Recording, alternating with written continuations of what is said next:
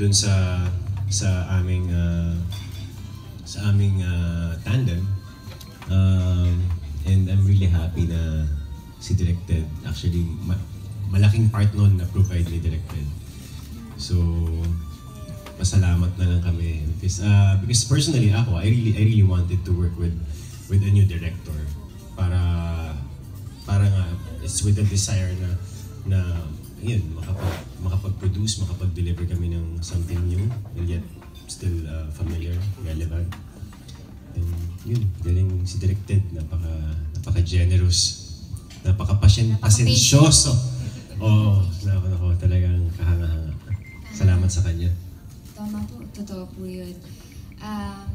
Very excited na po na may bahagi na namin itong pelikula.